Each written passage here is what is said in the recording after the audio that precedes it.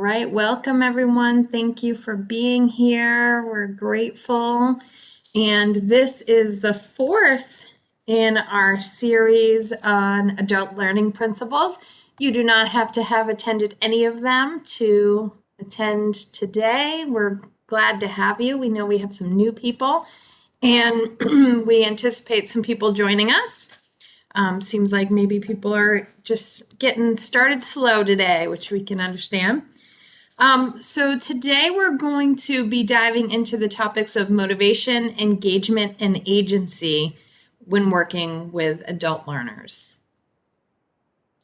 So for those of you who I haven't met, my name is Cary Hopkins Eyles, and I am a certified addictions professional, which is a credential here in Florida in the United States. I'm a global master trainer for ISUP and INL, and I'm the deputy director of ICUDDR, and I teach at a university here in Florida, in Tampa.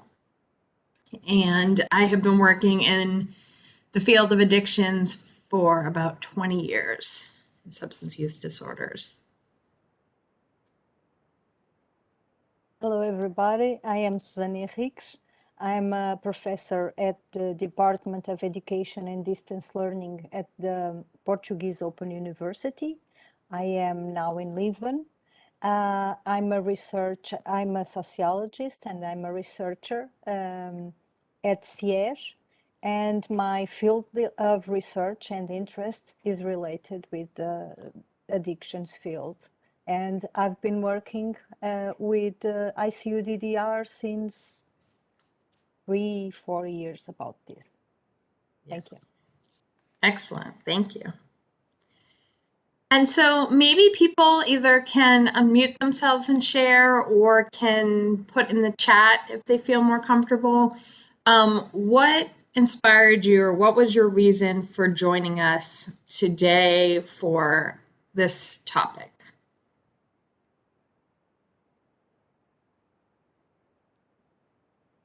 I'll jump in. I do a lot of curriculum development, have since, hate to admit it, the 80s. Mm-hmm. And work with both curriculum development for clients as well as for professionals and paraprofessionals, and have done training of trainers as well. And am always challenging myself to find new ways to increase engagement. Absolutely. Yeah. And I think that all committed educators are constantly feeling that, right? That drive. How do I get people more engaged? How do I get people more involved? Great. Thank you, Carol. All right. Is anyone else willing to either unmute themselves, or if you're more comfortable, to put in the chat why you joined us today?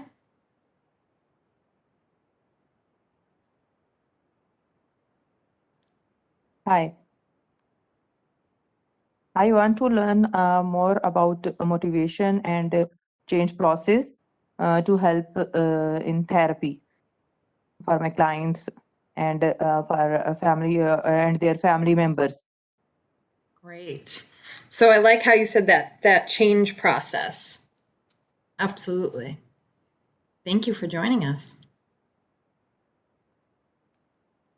And one of the cool things that we have learned over the time that I've been in this field is about that change process, in that we used to be much more like, people will change when they're ready, right? They'll come to us when they're ready. As opposed to now, I think in most cases, there's much more understanding that there may be a kernel of readiness, which we can define as motivation, but it's also our job to elicit that motivation and to find it and to grow it. Like, it's a little seed and it's a kernel.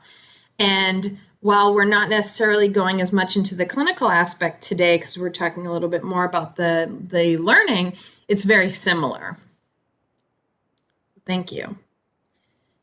Anyone else want to share why they joined us today?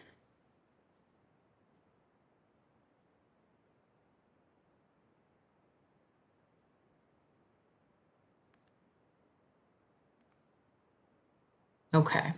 Well, all of that is about motivation, right? So we have been talking over these sessions about andragogy, which is understanding and principles to guide us as we teach adult learners. Understanding that that is different than teaching children. And so many of us, the only education we've received on how to teach is the informal education of being taught. And so what we're doing in this course is we're working on understanding the actual principles so that we can better apply them and work better, like Carol said, to engage, or like our other participants said, to how do people change, how do people grow, and what part do we play in that?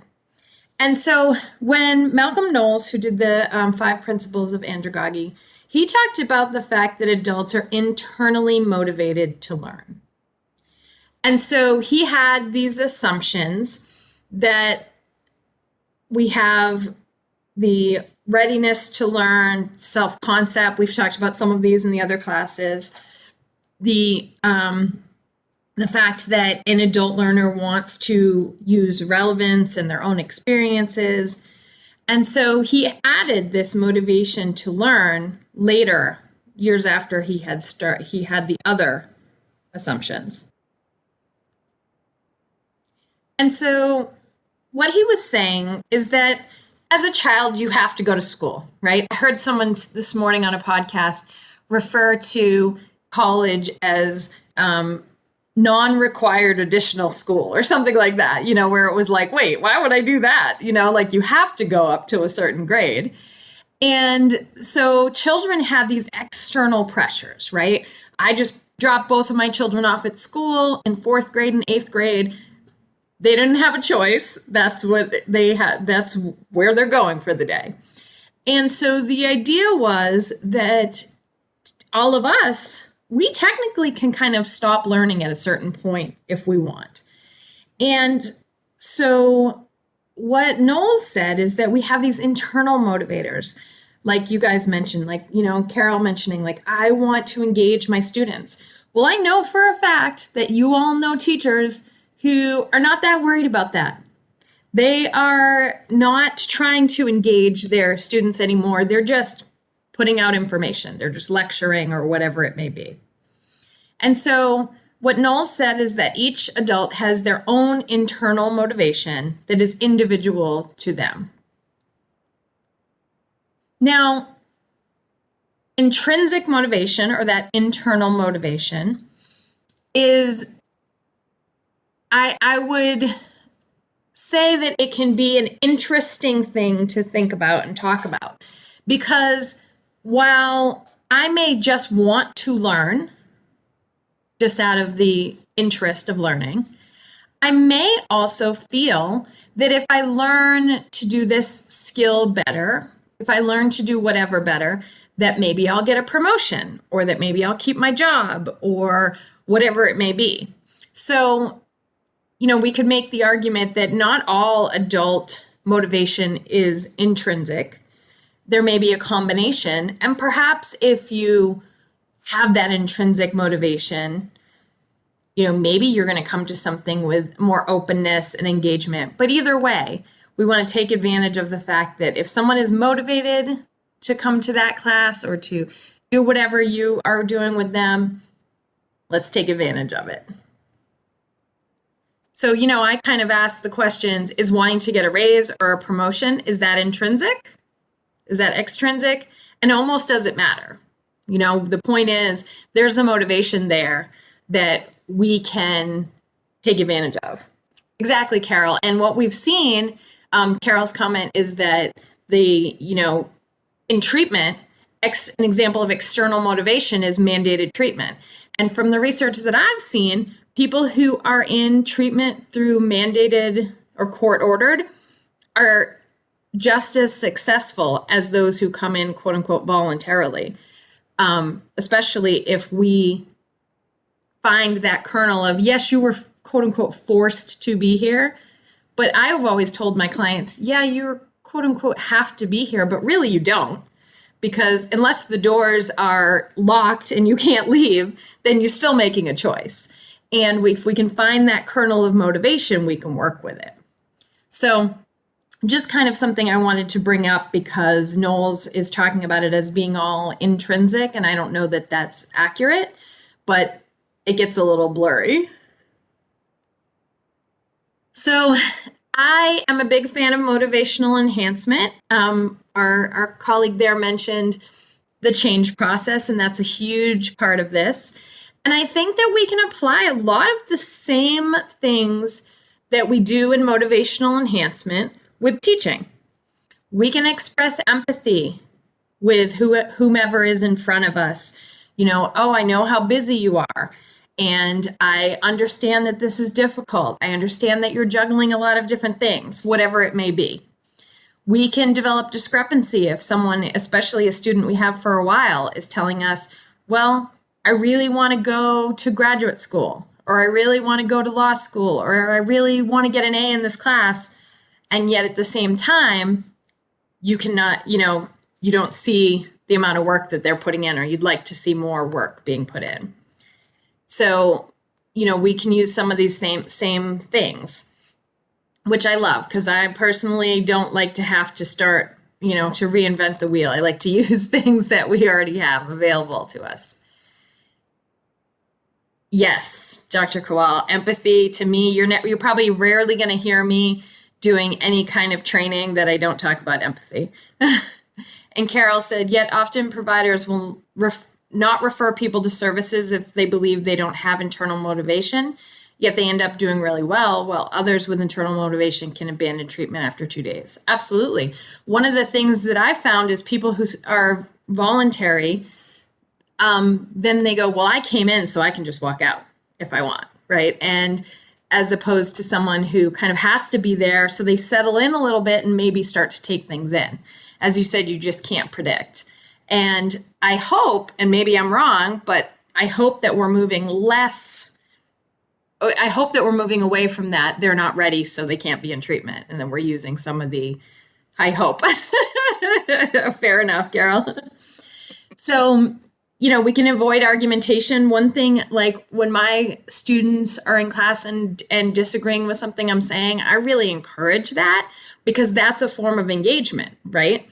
So if a student is saying, well, like I teach a drugs and crime course, if they're like, well, I don't think marijuana is not addictive, let's say, that's a form of engagement. They're discussing with me and with the class. So instead of getting into an argument with them, well, what's your experience with that? Why do you think that? Here's what I've seen. Here's what I know, and trying to have a conversation rather than kind of shutting things down. Similar to rolling with resistance, right? So again, students are going to have times that they don't agree with how we do things, and that's okay. That, again, can be a form of engagement rather than apathy.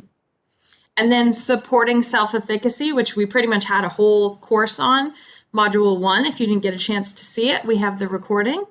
And so all of these things can be really fantastic things to do as a professor, as an instructor, as a trainer, as well as, of course, as a clinician.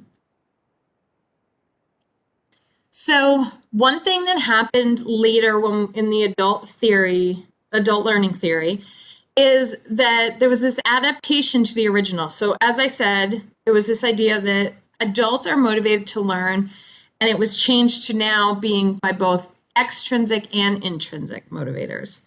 And so activities should demonstrate to the learner where he or she would benefit in their job.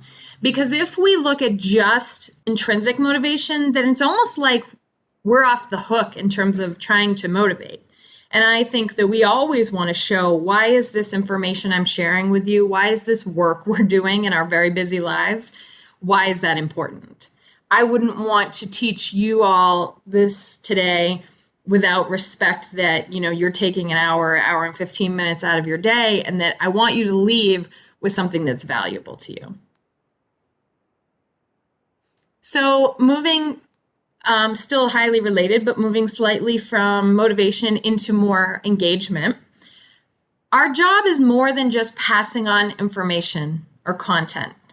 We want to help others to think. So it's kind of like the example I gave earlier, where if the student disagrees with me, great, they're engaging with the material. They're thinking about what I'm saying instead of just sitting at the foot of the guru or the instructor and taking the information. We want to engage participants to create, discover, and apply the learning. So I just gave an exam and I gave my students some essays, and they really liked the fact that the essays were more kind of opinion-based. Now, they thought it was an opinion. It was really reflecting on all the concepts that they learned. So it wasn't like they could just come in and give me any opinion and it would be, given a good grade. But it was them integrating that information and actually doing something with it rather than just regurgitating something. Right, Carol? It's building on their own knowledge and experiences, which adults want to do. It's a lot more difficult to do that with children, obviously, because they have very limited experiences. Although even then, it can be important and makes the learner feel valued to use things that, I love when I have someone in my course who has some experience. Like I have some people who are in the military and they'll share, how drugs and crime comes into things in the military. I don't have that experience. I'm not afraid as an educator to say, well, what's your experience of that? Now, as a new educator years ago, I was, because I wanted to be the expert and know everything. But when you get to a point where you realize you don't, and you realize that it's valuable for students to be able to share something new, I think you get better engagement. You let go of some of that ego. So with collaboration, there's this idea of a hierarchical model where the trainer is the teacher and the student is the learner, but we want collaboration. We want to the point where we're just talking about, we want to throw away the assumption that the student knows less, because that may not be the case in some examples. We are providing tools and structures and we're guiding the group. And yes, of course, we're sharing information, but that's not our only purpose. We want to have a more flexible agenda.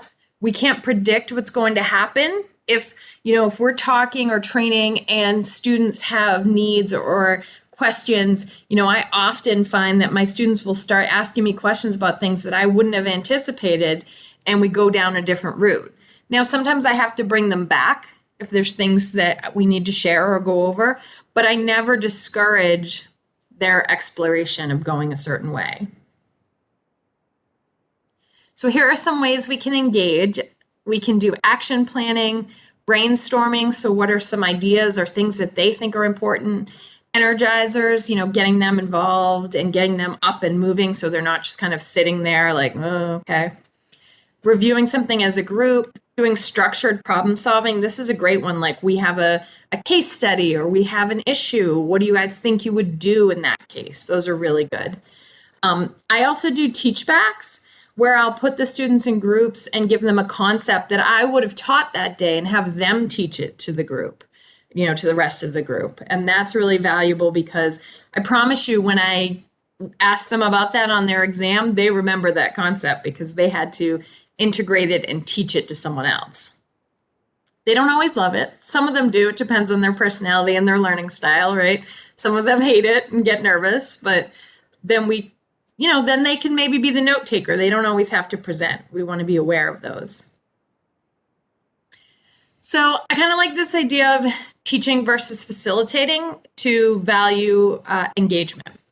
So instead of, like I said, this teacher on high sending information, or clinically a counselor on high giving information to their clients, you are shaping that process together. What is it that they want to learn?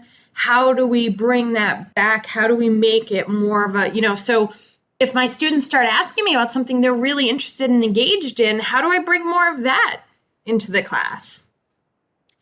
I want to pause and look at some of these comments. So I saw a comment that those were nice engagement techniques. Thank you.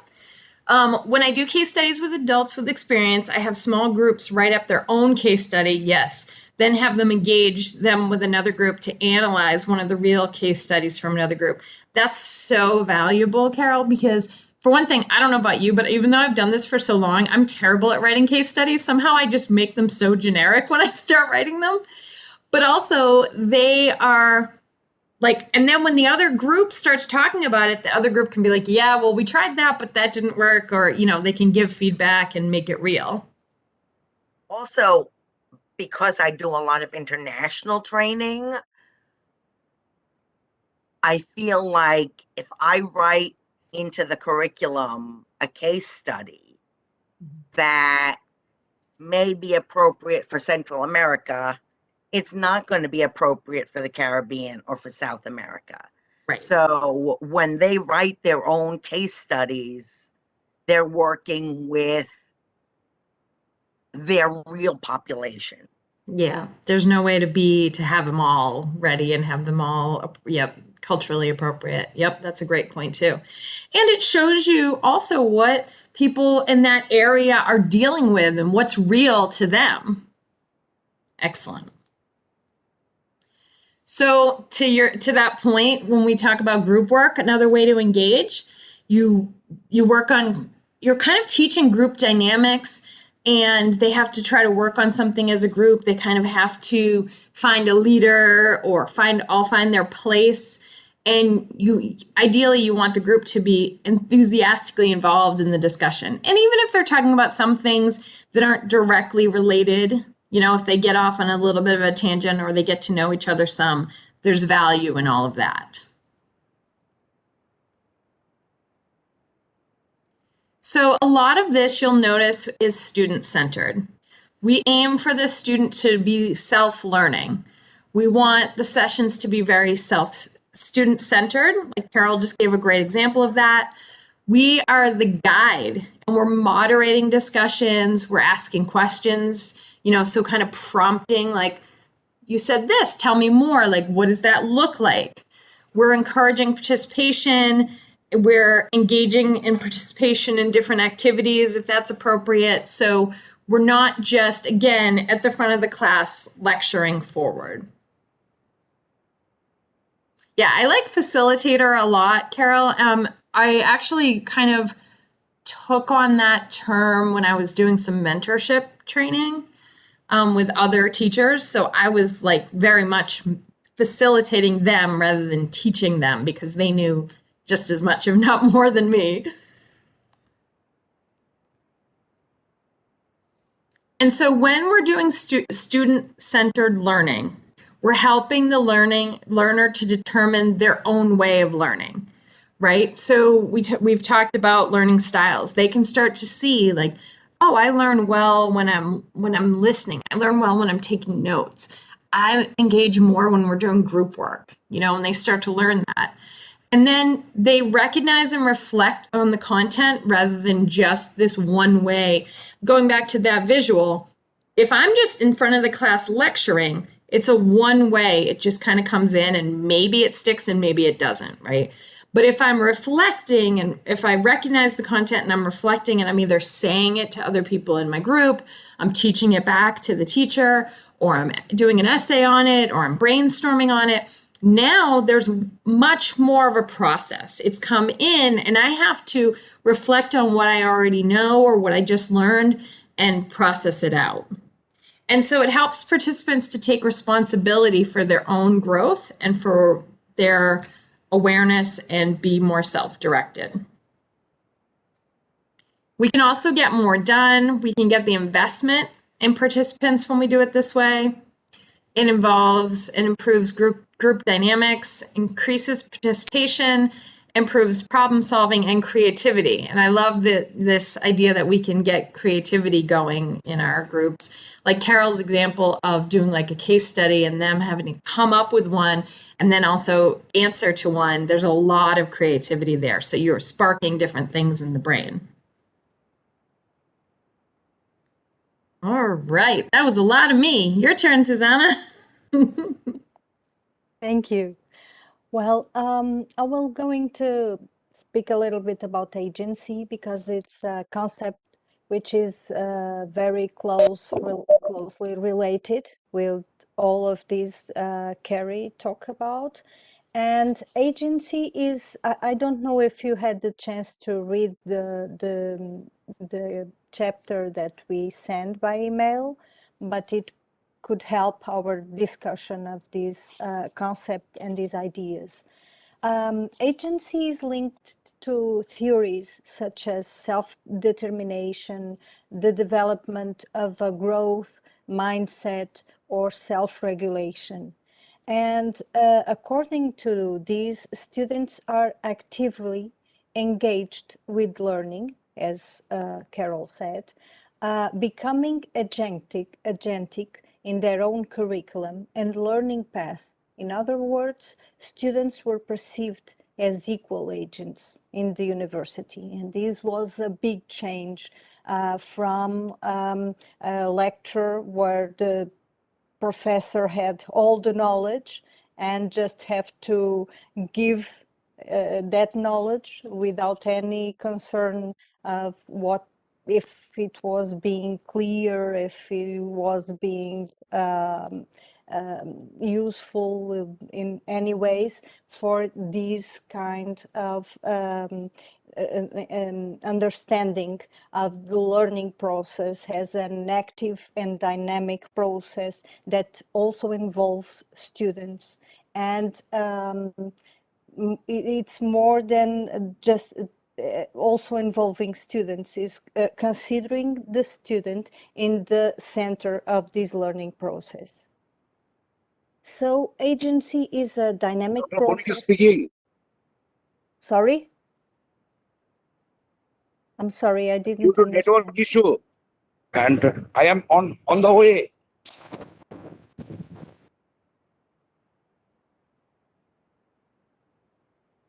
Okay.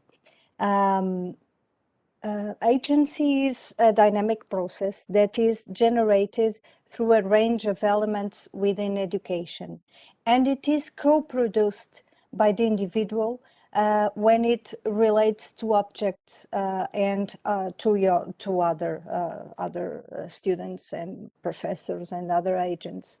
So students need to learn to become agentic in their own learning process when making complex and unexpected decisions about their own learning process. This means that we cannot expect our students to become agentic if they are not prepared to that. It's the same with autonomy or with critical thinking. If we don't prepare them for that kind of skills, they don't be able to develop them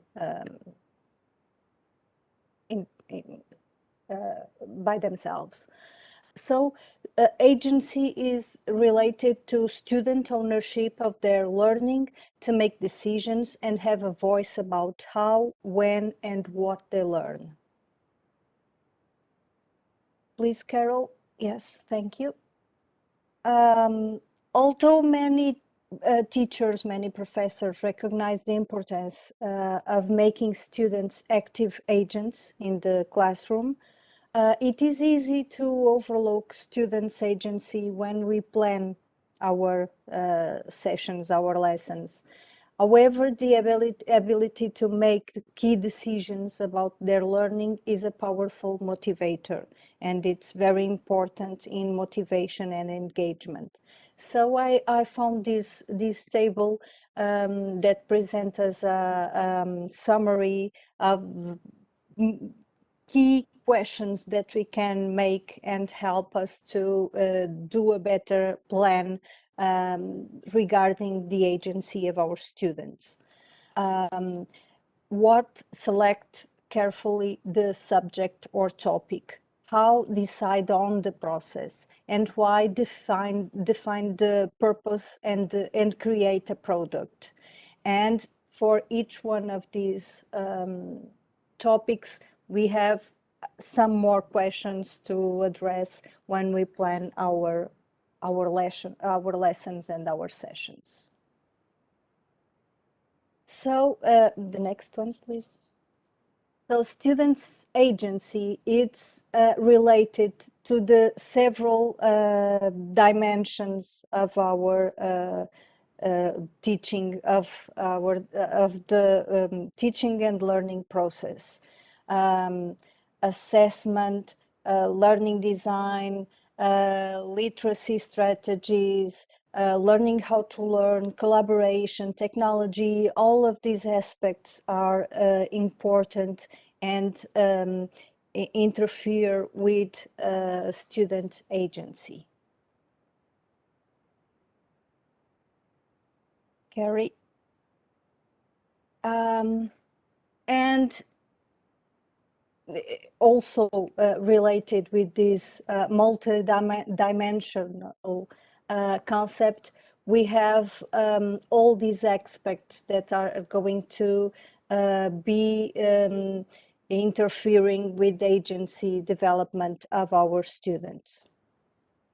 And I will have an example of my practice of what I do with my students, and it's related with peer assessment. I give my students the opportunity to evaluate themselves one to each other. So Cary, please. Here's some benefits of peer assessment. It can develop your own critical and evaluate capacities, gain a better understanding of academic requirements, deepen your understanding and tightening your learning. And please feel free to interrupt me to ask some questions or had some thoughts, please. The next slide is just to, it's a funny comment from Calvin, but it's about the importance of clear instructions. And it is, I don't know if I can say this, but it is even more important when we are dealing with peer assessment. But in fact, it is always important, even when we as teachers, as professors that are making an assessment, it is very, very important to have clear instructions to our students. It is very important that they understand what is what are the criteria by which they are being evaluated. Carol says, I have each participant do a presentation, then I have evaluation forms to be filled out by their peers, providing constructive feedback of their efforts. Yes, it's a different way of peer assessment too, and it's very important because involves engages all the participants in the assessment process, and that is very important. Just one more issue to tell you about these two characteristics of assessment that are very important: transparency and authenticity. Transparency is about the need for digital transformation. I'm sorry, I'm talking from a digital assessment perspective. I told you this was an example of my practice, and as I work with digital education, Um, transparency, it's not exclusively about digital assessment, but in this case, it's my focus, my perspective. So it's the need for digital translation, for sale and negotiation, for evaluation by all participants. And it implies the involvement of students from the sharing of the evaluation process and procedures to possible contributions in the definition of goals and performance evaluation.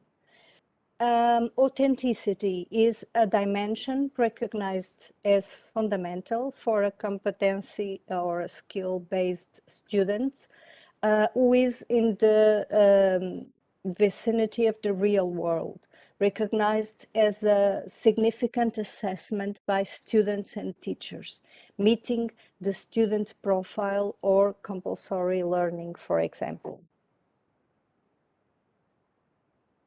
Some questions. When you have a concrete, yes, it's true, Carol. You cannot fall asleep if you have a concrete task to develop, and if you have if you are engaged with some task or some discussion or some project. It's very true. Cary, please, the next one. Yeah, just to add to that, I say in the same way, some of these other engagements we talked about, engagement techniques, like I said, when I have my students do a teach back, yes, they may start to disengage once they've done theirs and they're listening to other people or whatever, but before there's kind of like a nervous energy and they're trying to get ready and they're, and then they present. So there's a large piece where they are certainly engaged because they know that they're going to be on stage, so to speak. And obviously, if there's going to be an assessment done of your piece, there's that as well. So, questions. What questions do people have or comments? Do you agree, disagree? Didn't mean to do that just yet.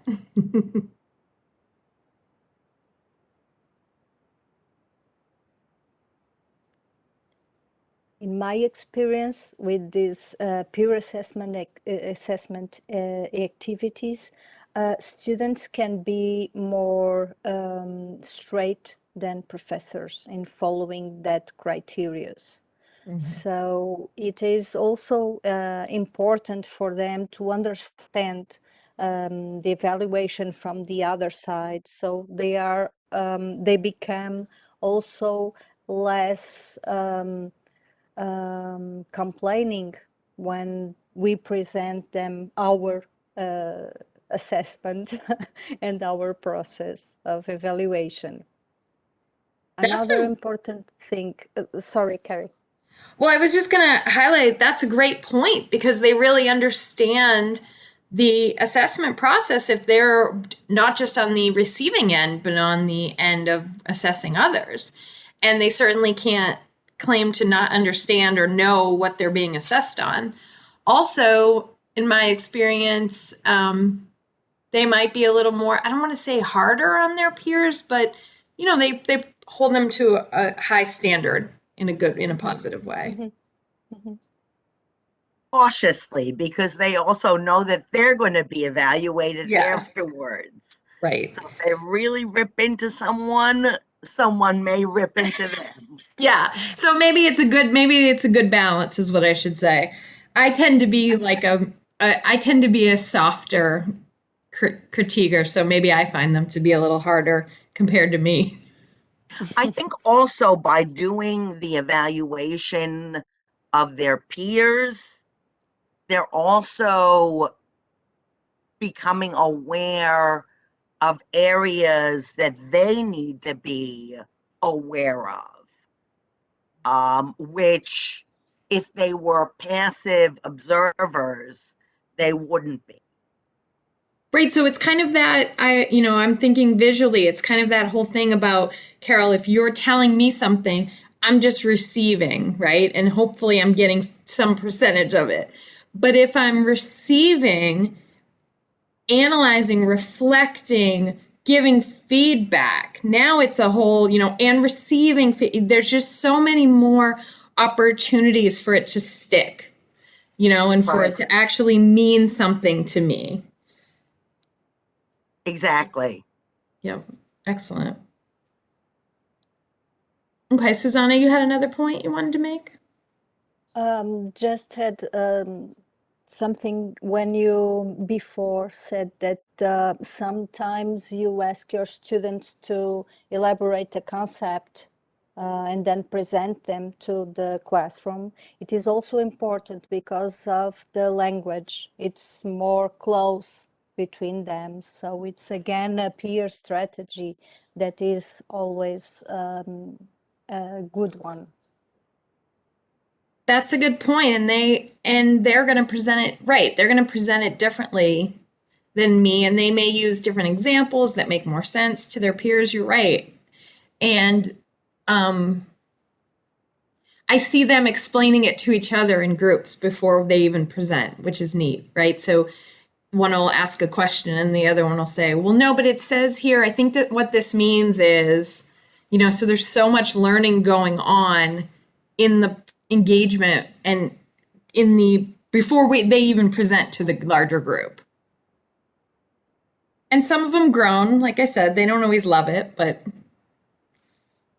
they do what they got to do. And I do try to be respectful to different learning styles. So if one of them is really nervous and that's not their way or whatever, then I try to be like, okay, well, one of you is taking notes and one of you is the presenter, and there's ways to get around that.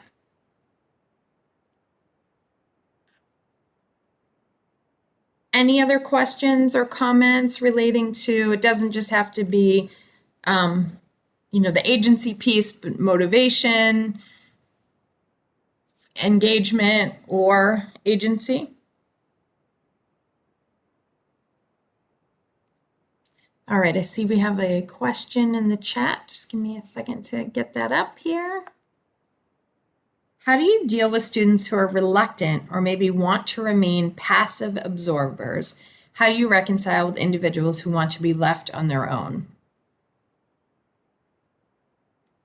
Susana, you want to jump on that or you want me to?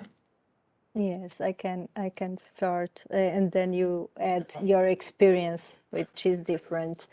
Perfect. Well, if you have from the beginning an assessment criterion which implies the participation of the student, and if the student doesn't participate, if he is not active in the tasks he has asked for, well, he doesn't have a good classification. He doesn't have a good assessment because he didn't follow the rules. Yet we have some flexibility, and the previous module we talked a little bit about that, and when we talked about learning styles, and it's important to have some flexibility, and sometimes I do that, and I let my students choose some alternatives on their activities, so they can write text, for example, or they can do a video, for example. It's the same work, but the way to present it's different, but somehow students must be involved, engaged, and present some work. It's not possible just to be a passive subject, maybe in a webinar, but not in a formal course, a training course, in my opinion. Cary. Right. I think you brought up some great points that are similar. I have an expectation in my course that there will be participation. And as you said, it may look different. I've had students come up to me and say, I'm just not going to talk. Like, there's just no way. I get too nervous. So sometimes it'll be something as simple as, we'll bring in one question from the text. So you don't have to, impromptu say something in the middle of class or give your opinion, but maybe you just come in with one question that you've already prepared. And of course, remember that participation doesn't have to be verbal participation. Participation and engagement is also writing an essay, reflecting on what was learned, so that's not being a passive absorber, sitting just if you listen to the lectures, you are part of the discussion, you're part of the class, and then you reflect on something and write an essay or respond to, prompts. That is still engagement. It's just a different form of engagement, like Susana was mentioning. So I think we don't want to we've used a lot of examples that are verbal participation live in class, but we don't want to get so close-minded that that's the only part that we see as participation, because it's not. It's a great question. Thank you. Any other questions or comments? Have you tried any of this and not had good luck?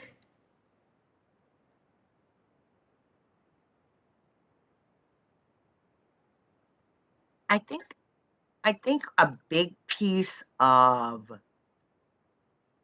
getting people to participate is creating safety. For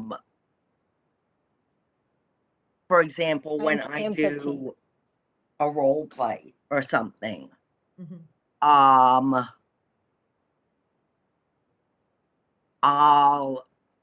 if I see somebody struggling, I'll stop it.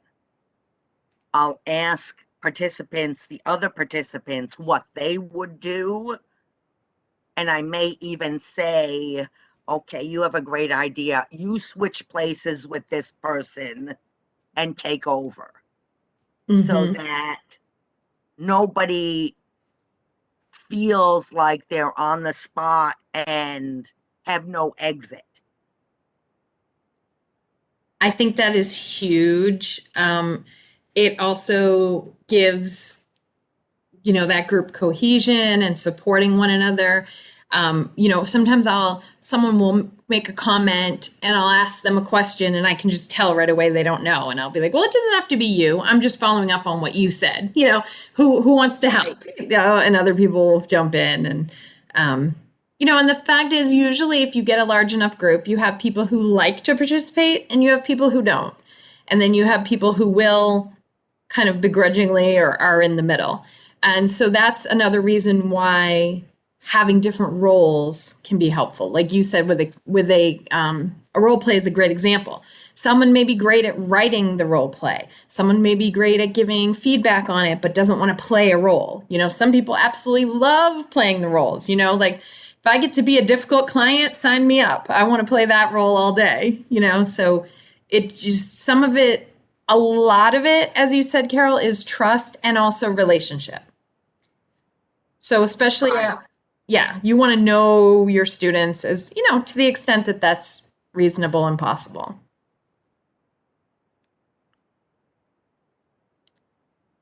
All right. Do we have another question? Oh, thank you. All right. Well, if no one has any more questions, I think we can start to wrap up and just let you know to watch for Module 5. We have 5, 6, 7, and 8 still to come, so we hope that you will join us. Also, you will receive a survey about today's course, and we really hope that you'll take a couple minutes. We kept it short and sweet, but it's very important to Susana and I that we take your feedback and make any changes from that. This is a pilot.